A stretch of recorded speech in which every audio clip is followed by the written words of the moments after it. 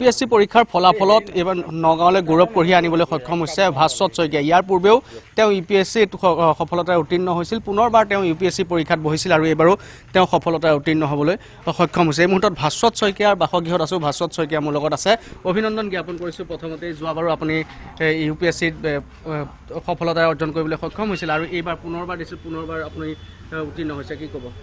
ভাল লাগিছে, মানে ধৰক নামটো আহিলে ভাল লাগে, UPSC ক্লিয়াৰ হোৱা বুলি ভাবি পেলাই ভালে লাগিছে। আৰু প্ৰথমবাৰ আপুনি IPSৰ কাৰণে পাইছিলে, কিন্তু এইবাৰ পুনৰ বহিছিলে হয় হয়। গতিকে মানে এতিয়াও আগৰ ট্ৰেণ্ডৰ মতে চালে IPS পোৱাৰ চান্সটো বেছি।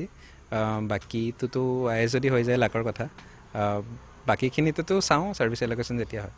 আৰু দুবাৰকৈ আপুনি এতিয়া UPSC পৰীক্ষাত সফলতা কৰি আছে, গতিকে ইয়াৰ সফলতাৰ আঁৰত বহুতো যথেষ্ট কষ্ট থাকে। কেনেদৰে কি কৰিছিল বা সময় কেনেদৰে মিলাইছিল আপুনি? মানে প্ৰথমতে মোৰ মতে ইণ্টাৰেষ্ট ডেভেলপ কৰিব লাগে। মোৰ পঢ়াত অলৰেডি ইণ্টাৰেষ্ট আছে, ছাবজেক্টকেইটাতো অলপ দিন লাগিলে ইণ্টাৰেষ্ট ডেভেলপ কৰোঁতে। তাৰপিছত তেতিয়া কষ্টৰ নিচিনা নালাগে আৰু এবাৰ ইণ্টাৰেষ্ট আহিলে পঢ়ি থকাটো ফূৰ্তিৰে বস্তু হৈ যায়। ফূৰ্তি হৈ যায়, পঢ়ি থকাটো আচলতে আমোদজনক হয়। সকলো সফলতা আচলতে আপুনি যিহেতু কোচিং ক'ৰবাত লৈছিল নেকি? বা কোচিং নাই, মই ফাউণ্ডেশ্যন ক'ৰ্চ ক'ৰ পৰা কৰা নাই, নিজৰ পৰাই কৰিছিলে। নিশ্চয়কৈ ঘৰৰ পৰা যথেষ্ট এক অনুকূল পৰিৱেশ পাইছিলে ইয়াৰ? হয় হয়, ঘৰত মানে মোৰ পঢ়াৰ ক্ষেত্ৰত গোটেইখিনি ছাপোৰ্ট পাইছোঁ। মাহঁতে মানে গোটেইখিনি খেয়াল ৰাখে, খোৱা বোৱা হওক বা মেণ্টেল হেল্থ হওক বা যিকোনো বস্তু, সদায় they have been with me, consistently support কৰে। পিতৃ আছে মোৰ সৈতে, মই কথা পাতিব বিচাৰিম। প্ৰথমতে আপোনাৰ পুত্ৰৰ সফলতাৰ বাবে আপোনাক অভিনন্দন জনাইছোঁ। কি ক'ব পুত্ৰৰ আজি সফলতা? পুত্ৰৰ সফলতাৰ কাৰণে বহুত ভাল লাগিছে।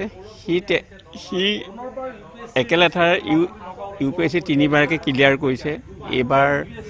এইবাৰো সি অসমৰ ভিতৰতে সি মানে স্থান লাভ কৰিছে।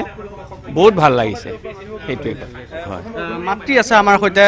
আপোনাৰ পুত্ৰই এইবাৰ সফলতা পুনৰবাৰ কঢ়িয়াই আনিছে, UPSCত পুনৰবাৰ পৰীক্ষাত বহি পুনৰবাৰ সফলতা কঢ়িয়াই আনিবলৈ সক্ষম হৈছে। গতিকে কেনেকুৱা লাগিছে আৰু কি? ভাল লাগিছে, বহুত ভাল লাগিছে। যিহেতু UPSCটো যথেষ্ট টাফ পৰীক্ষাই হয়, গতিকে এইবাৰ 3 নম্বৰবাৰ পাইছে, মানে প্ৰতিবাৰে যিহেতু সফল হৈছে, এইটো এটা মানে বহুত ভাল লগা কথা। 3বাৰেই মানে 3বাৰেই পাইছে, 3টা এটেম্পতে 3টাই পাইছে। এইবাৰ কিবা পায় আৰু ছাৰ্ভিচ এল'কেশ্যন হ'লেহে গম পোৱা যাব। যদি IPSC পায় একেই থাকিব, যদি আৰু ISত ফালে পায়তো আৰু হ'বই, সিমানেই আৰু। যিহেতু ৰেংকটো আগেই বাঢ়িছে যোৱাবাৰতকৈ, আৰু একেবাৰে প্ৰথমবাৰ ইণ্ডিয়ান ফৰেষ্ট ছাৰ্ভিচত পাইছিলে, সেইটো এৰিবলগীয়া হ'ল কাৰণ পিছৰবাৰ IPSত পালে, IPSটো চুজ কৰিলে আৰু এটা মানুহ যেতিয়া এটা পোষ্টে ল'ব পাৰিব, তেতিয়া তেনেকুৱাই হৈছে আৰু।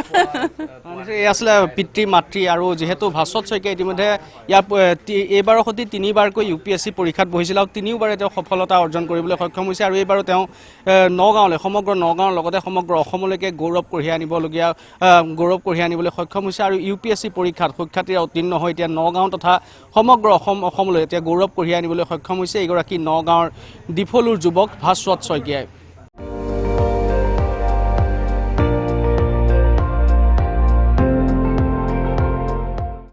আপুনি চাই আছে ND24, সৰ্বশ্ৰেষ্ঠ নহয়, সৰ্বোত্তমৰ দৌৰত।